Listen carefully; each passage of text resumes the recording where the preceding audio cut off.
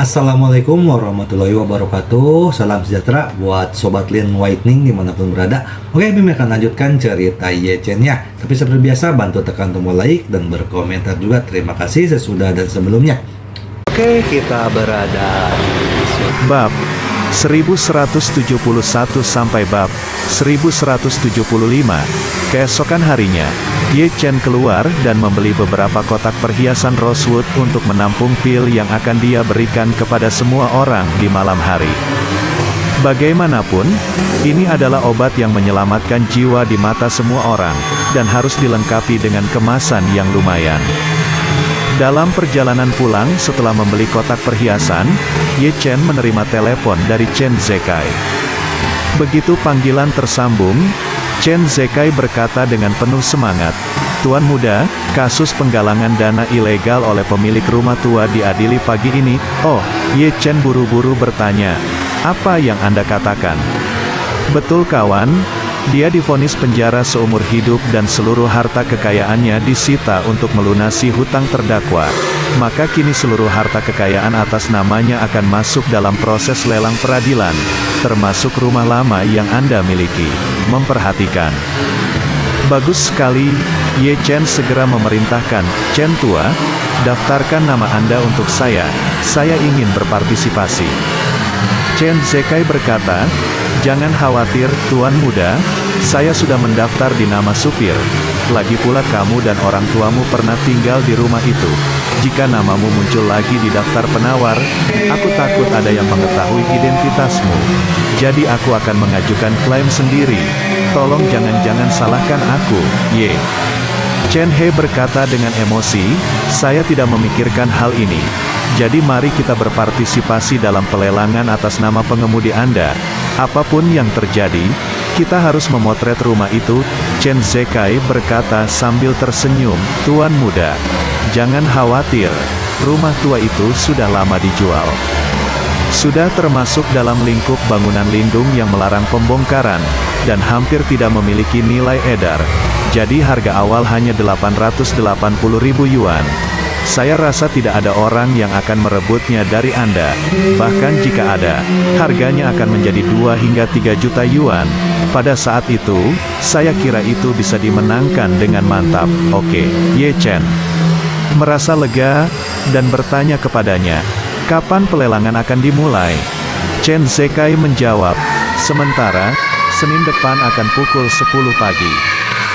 Ye-Chen bertanya lagi, "Jika saatnya tiba, haruskah saya pergi ke pengadilan untuk berpartisipasi dalam pelelangan atau secara online?" Chen Zekai menjelaskan, "Sekarang lelang yudisial pada dasarnya dilakukan secara online, yang terbuka dan transparan. Saya telah meminta masyarakat untuk daftar dan bayar deposit lelang. Tunggu sampai jam 10 pagi Senin depan, dan mulailah menawar di situs lelang yudisial." "Oke." Ye-Chen tersenyum sedikit, dan memuji, "Chen tua, masalah ini selesai dilakukan dengan sangat baik. Terima kasih atas kerja keras Anda." Chen Zekai dia buru-buru berkata, "Tuan, Anda terlalu sopan, hal-hal kecil ini mudah, Ye." Chen berkata dengan emosi, "Bagi Anda, itu mudah, tetapi bagi saya, itu terlalu berarti." Tak terhindarkan, ada ledakan kesedihan. Meskipun orang tuanya telah meninggal selama hampir 20 tahun, setiap kali dia memikirkannya, Ye-Chen masih merasa patah hati. Pada saat yang sama, rumah keluarga Du Haiking, yang selalu memikirkan rumah tua Ye Changying, juga mengetahui dari pengurus rumah tangga tua bahwa rumah itu akan dilelang. Dia dengan bersemangat berkata kepada pengurus rumah tangga tua di tempat Paman Wang, "Tolong daftarkan saya ingin berpartisipasi dalam pelelangan ini." Du Haiking berkata, "Kalau begitu, Paman Wang akan bekerja keras untuk membantu saya menyelesaikannya. Masalah ini, saya akan kembali ke kamar dan menelepon." Pengurus rumah tangga tua itu segera berkata, "Oke, nona kedua." Du Haiking segera kembali ke kamarnya, mengeluarkan ponselnya, dan hubungi Su Soudao. Dia tahu bahwa Su Soudao telah pergi ke Australia, tetapi dia tidak menghubungi Su Soudao selama 2 hari terakhir. Su Soudao juga sangat tertekan, dan karena dia merasa tidak tahu malu, dia tidak berinisiatif untuk menghubungi Du Haiking dan pasangan anaknya. Saat ini, Su Soudao sedang duduk di pintu masuk villa, di tepi tebing sebelah laut, menatap laut di bawah dengan linglung. Selama beberapa hari sejak dia datang ke Australia, suasana hatinya sedang buruk, bukan hanya karena istrinya Du Haiking akan menceraikannya, tetapi juga karena setelah skandal itu terungkap, citranya di benak semua orang telah diubah. Sekarang penilaian dunia luar terhadap dirinya hanyalah orang paling bajingan di Tiongkok dalam beberapa tahun terakhir, bukan salah satu dari mereka. Sebab, ia tidak hanya main-main di luar di belakang istrinya, tapi ia juga mempunyai anak haram. Dia juga menyamarkan anak haramnya sebagai pengawal dan membawanya pulang, di bawah pengawasan istri dan anak-anaknya. Terlebih lagi, dia bahkan memerintahkan anak haramnya untuk melakukan kejahatan serius di luar negeri. Bukan itu saja, Du Haiking mendengarkan tuduhan Su Soudao, bukannya marah. Dia berkata dengan acuh tak acuh, "Su Soudao, jika Anda memiliki pengetahuan diri, Anda harus tahu bahwa Anda sedang berdiri dalam depresi moral saat ini. Moral yang tinggi, itu benar-benar mengecewakan." Kemudian, Du Haiking berkata lagi, perpisahan emosional tidak dimenangkan dengan kata-kata, tetapi dipertahankan dengan tindakan nyata. Saya baru saja mengajukan cerai dengan Anda. Anda pikir saya tidak peduli dengan kasih sayang, tetapi anak-anak Anda di luar sudah berusia 20-an, kamu telah menyembunyikannya dariku selama bertahun-tahun. Dalam beberapa tahun terakhir, pernahkah kamu memikirkan tentang hubungan kita sebagai suami dan istri? Ketika Su Soudao mendengar ini, seluruh tubuhnya tiba-tiba menjadi sangat murung. Ia menuduh Du Haiking tidak menunjukkan kasih sayang sekarang hampir seperti menamparkan wajah diriku sendiri. Lagi pula, akulah yang melakukan hal yang salah, dan jika aku melakukan kesalahan, aku akan salah 2 kali, lebih dari 10 tahun. Tepat ketika dia tidak tahu bagaimana menjawab Du Haiking menghela nafas sedikit. "Hei, jangan bicarakan ini, aku meneleponmu hanya untuk bercerai sesegera mungkin. Ya, karena saya ingin menetap di Jinling di masa depan. Meskipun saya tidak menetap, setidaknya saya akan tinggal di Jinling untuk jangka waktu tertentu. Jadi perceraian sesegera mungkin juga menjadi pertimbangan Anda. Jangan sampai orang lain bergosip tentang Anda."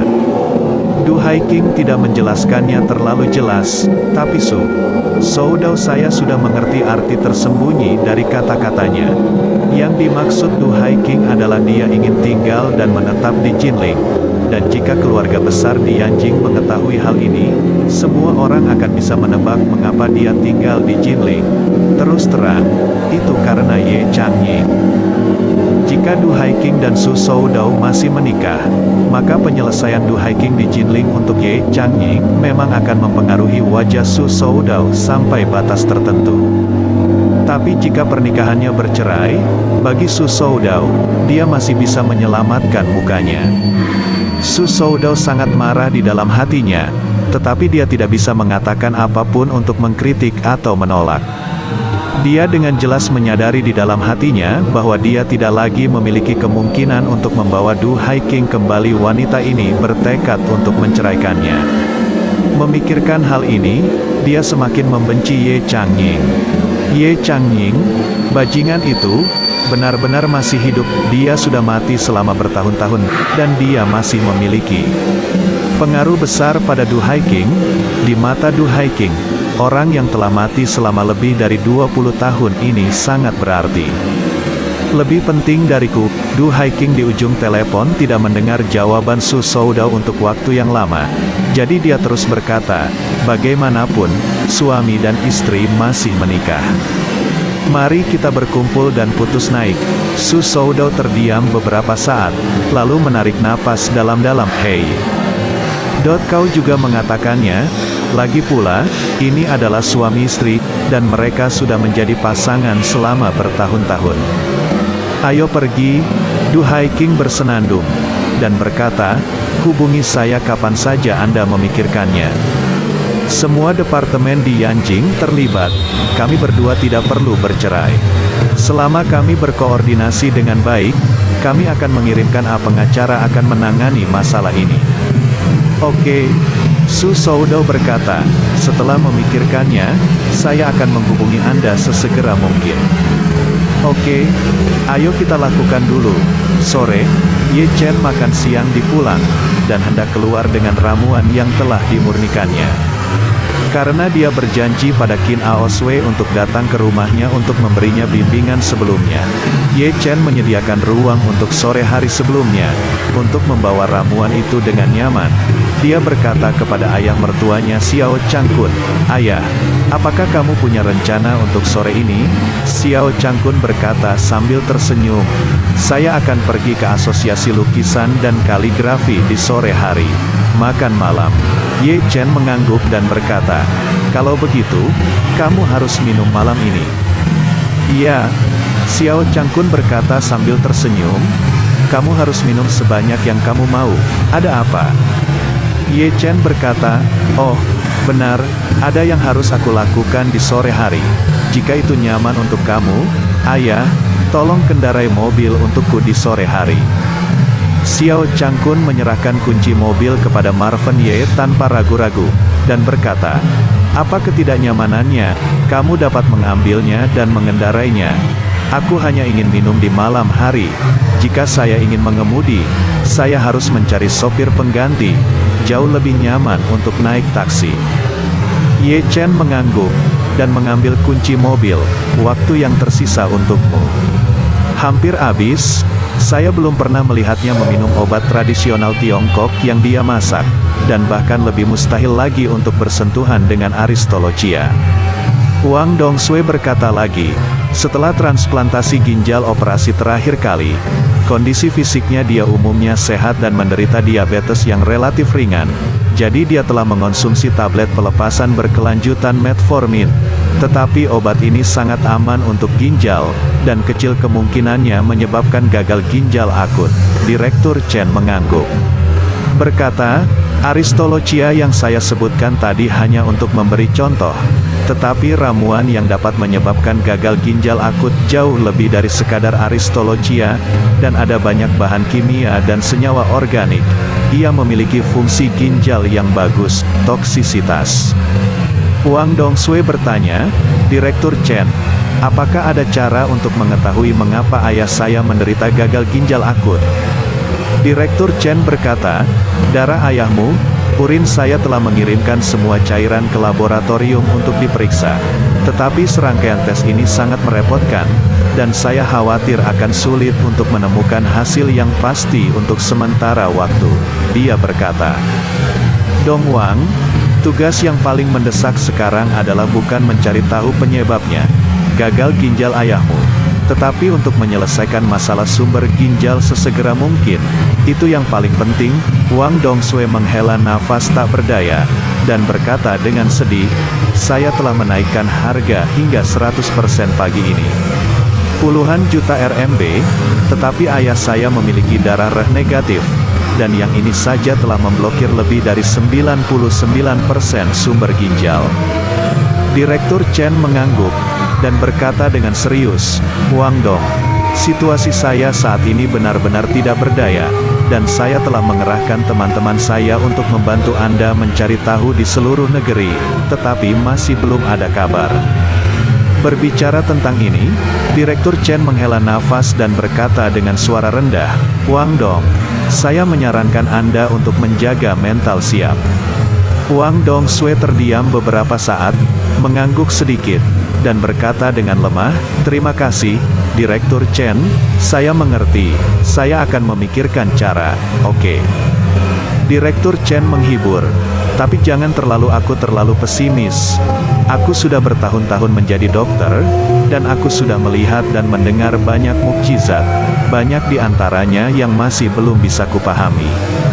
Ada yang dinyatakan hanya tinggal beberapa bulan lagi karena mengidap penyakit kanker stadium akhir.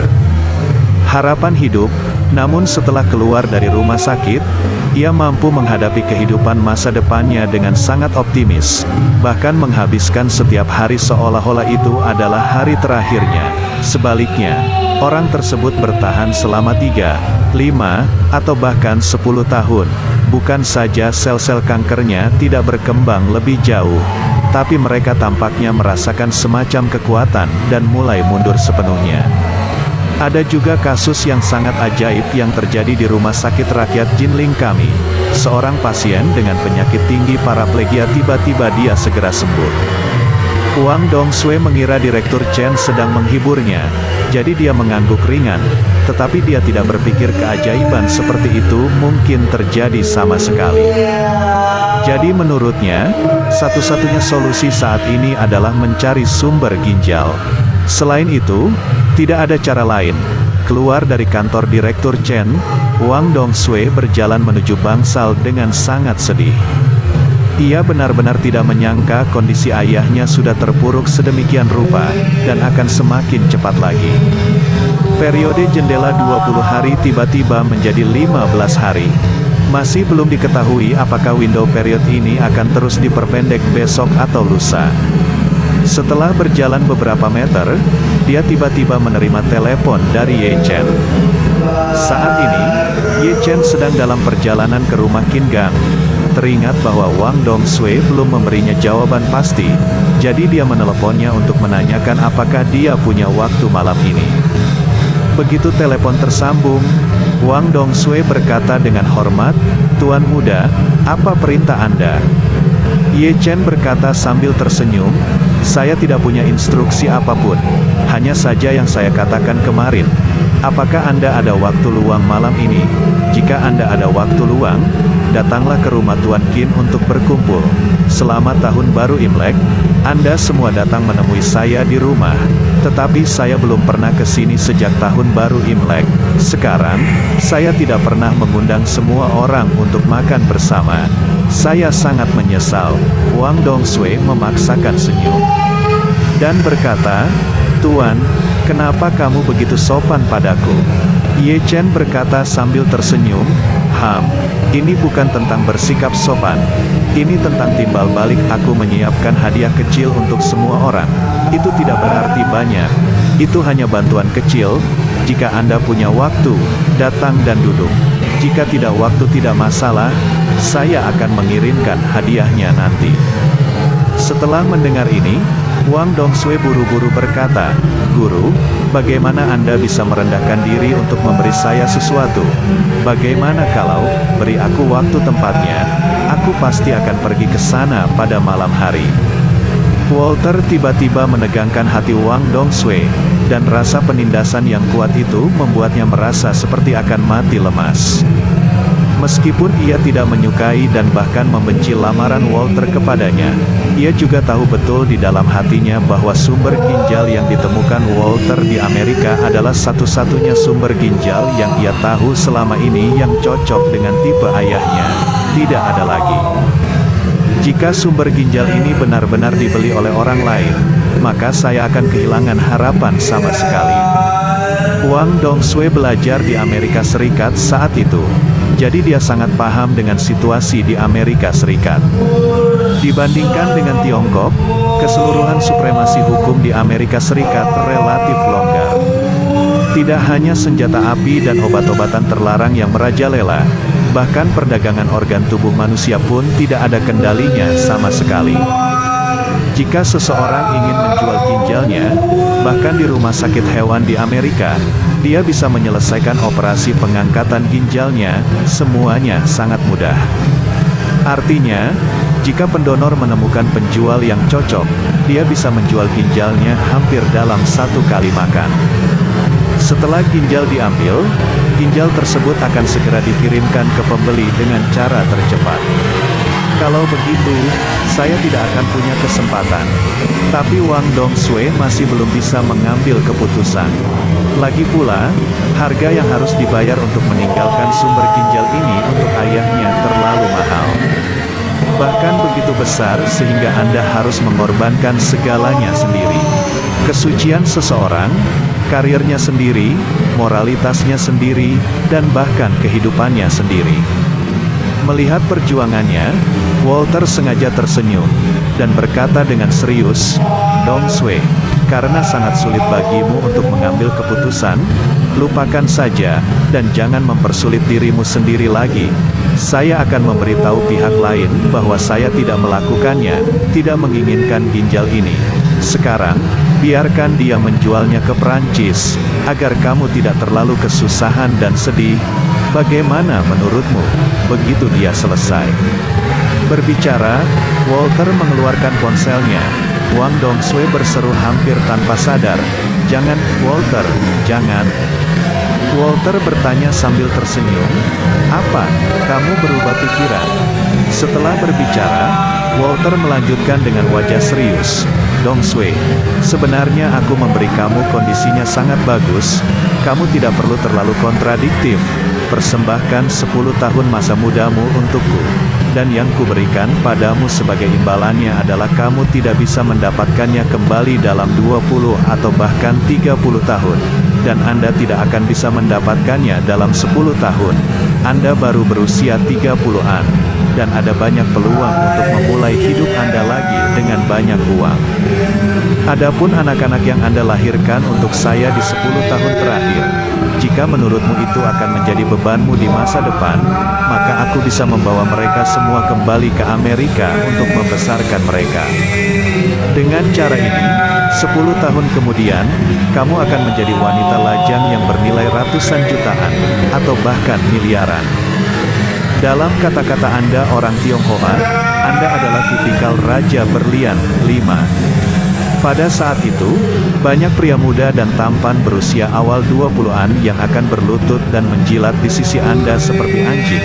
Apakah adakah yang lebih indah dalam hidup selain ini? Wang Dongsui berkata dengan hampa. Ibu yang menutupi wajahnya dan menangis dengan sedihnya di sofa tidak tahan lagi, dan menutup telinganya dengan tangannya. Dia benar-benar ingin mengusir Walter, atau bahkan menghajarnya, tetapi dia memiliki kekhawatiran yang sama seperti Wang Dongsui. Sangat mudah untuk mengusir Walter, tapi itu juga sama saja dengan menutup pintu kehidupan ayah Wang Dongsui dengan tangannya sendiri. Menggunakan nyawa kerabat pihak lain sebagai ancaman, Walter bisa dikatakan telah mencapai puncaknya. Wang Dongsui terdiam lama, lalu berkata, "Walter, jika aku berjanji menjadi kekasihmu dan bekerja di perusahaanmu, bisakah kamu berjanji padaku untuk tidak memaksaku mengungkapkan rahasia bisnis apapun dari Emgrand Group?" Dia bertanya, "Anda berada di Emgrand Group, tetapi Anda hanyalah seorang manajer profesional. Mengapa Anda begitu setia pada perusahaan ini?" Wang Dongsui berkata dengan serius, "Itu adalah inti dari etika profesional saya." Walter mencibir, "Dongsui, nilai Anda bagi saya memiliki 3 aspek. Aspek pertama adalah tubuh Anda, aspek kedua adalah kemampuan Anda, aspek ketiga adalah pengetahuan Anda tentang rahasia inti Emgrand Group, penguasaan. Menurut saya, ketiga aspek ini sangat diperlukan." Walter berbalik dan meninggalkan bangsal setelah berbicara. Wang Dongsui memperhatikan kepergiannya, gemetar karena marah. Ibunya, Sun Yufang, melangkah maju dengan air mata di seluruh wajahnya, meraih tangannya, dan berkata sambil terisak, "Dongsui, lupakan saja, menyerahlah, ibu benar-benar tidak bisa begitu saja melihatmu melompat ke dalam lubang api." Walter itu, mata Wang Dongsui masam, air mata tidak bisa menahan untuk tidak meledak. Ayah tidak punya banyak waktu lagi sekarang.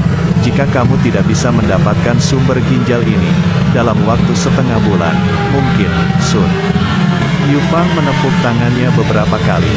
Meski menyakitkan, dia tetap berkata dengan tegas, "Ayahmu dan aku telah hidup lebih dari 50 tahun.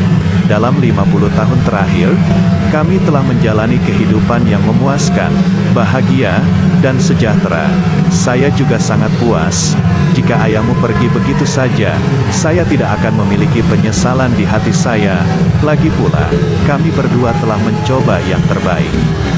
Wang Dongsui tersedak dan berkata, kamu mencoba yang terbaik ya, Tapi aku belum.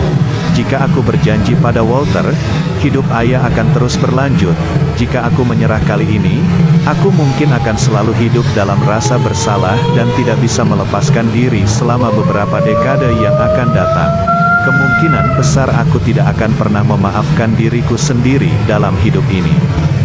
Sun Yufang bertanya balik, Dong Sui, jika kamu menggunakan metode ini untuk menyelamatkan ayahmu, apa yang akan terjadi pada ayahmu dalam beberapa dekade mendatang? Kamu mungkin tidak bisa memaafkannya sepanjang tahun. Jika kamu menyelamatkannya dan membiarkan dia melihatmu hidup dalam kesulitan setiap hari, ini mungkin lebih kejam baginya daripada kematian.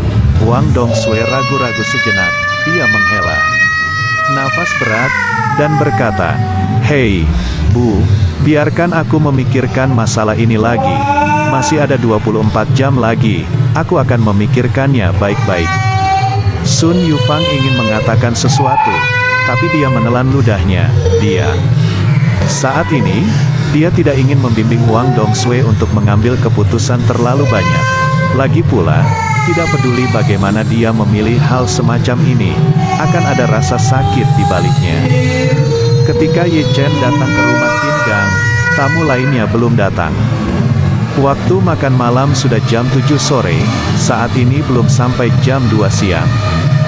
Ye Chen tiba di villa dengan mobil. Qin Gang membawa serta Qin Ao Sui dan Qin Ao Dong, menunggu dengan cemas di pintu. Qin Gang sedang dalam suasana hati yang sangat baik hari ini, karena Ye Chen tidak hanya ingin mengadakan jamuan makan di rumahnya sendiri hari ini, tetapi juga berjanji untuk memberinya pil peremajaan. Kali ini, Ye Chen menyempurnakan 2 jenis ramuan. Salah satunya adalah pil Sang Sui Jiuxin yang pertama kali dimurnikan untuk mengobati penyakit Xiao Cangkun. Pil jenis ini kadarnya relatif rendah, dapat menyembuhkan segala jenis penyakit, dan dapat memperpanjang umur pasien sampai batas tertentu, namun tidak memiliki efek samping. Kemampuan pil Hui Chun untuk membuat tubuh terlihat lebih muda efek ajaib beberapa atau 20 tahun. Apa yang dia rencanakan adalah memberi setiap orang yang datang ke perjamuan hari ini pil penyelamat jantung yang menyebarkan darah sebagai hadiah sebagai imbalan atas mereka. Selain itu, karena Qin Gang meminta Ao Sui untuk memberinya ginseng ungu kelas atas lebih dari 400 tahun yang lalu, sehingga dia mampu menyempurnakan 30 pil peremajaan, maka dia bersiap memberi Qin Gang hadiah tambahan, pil peremajaan. Begitu Ye Chen menghentikan mobilnya, Qin Gang tidak sabar untuk datang bersama putri dan keponakannya, dan berkata dengan hormat, Tuan Ye, Anda di sini. Xiao Jiao Qin Ao Sui juga berkata dengan sangat malu-malu, Ao Sui menyambut Tuan. Ye Qin Ao Dong juga mengikutinya, dan berkata dengan hormat, Ao Dong menyambut Tuan Ye. Ye Chen mengangguk sedikit, dan berkata sambil tersenyum, Tuan Qin, sungguh mengganggu saya untuk memilih mengadakan perjamuan di kediaman Anda hari ini, Qin. Gang buru-buru menangkupkan tangannya dan berkata, Tuan Ye, Anda terlalu sopan, merupakan berkah Qin bahwa Anda memilih datang ke rumah Qin untuk mengadakan jamuan makan. Kehadiran Anda juga akan membuat rumah Qin berkembang. Ye Chen tersenyum sedikit, melambaikan tangannya dan berkata, Oke, jangan bicara tentang kata-kata sopan dan membual tentang bisnis. Ayo masuk dan bicara dulu, dan saya berencana memberi Ao Sui bimbingan di sore hari. Qin Gang mendengar ini, segera pergi sambil tersenyum, memberi isyarat mengundang dengan hormat, dan berkata dengan hormat, Tuan Ye, mohon dulu. Ye Chen pernah mengunjungi villa keluarga Qin yang terletak di tepi danau. Little Pepper Qin Ao Sui bahkan mengendarai speedboat khusus, dan membawanya berenang jauh di danau. Namun saat ini cuaca masih dingin, dan pemandangan di tepi danau kurang lebih suram, tidak seindah dan semeriah terakhir kali saya datang ke sini. Oleh karena itu, Ye Chen dengan santai berkata kepada Qin Gang, Bos Qin, villa ini sedikit kurang vitalitasnya setelah musim dingin tiba. Meskipun pepohonan dan rumput ini hanya layu sementara, dalam istilah Feng Shui, ini harus dihitung sebagai benda mati. Jadi sebelum awal musim semi, cobalah untuk tidak tinggal di sini sebanyak mungkin, karena itu akan berdampak kecil pada tubuh dan kekayaan Anda. Kim Gang mendengar ini, dan segera berkata, "Oh, terima kasih, Guru ya, sebagai pengingat, jika ini masalahnya, maka kita akan kembali ke kota, bersambung."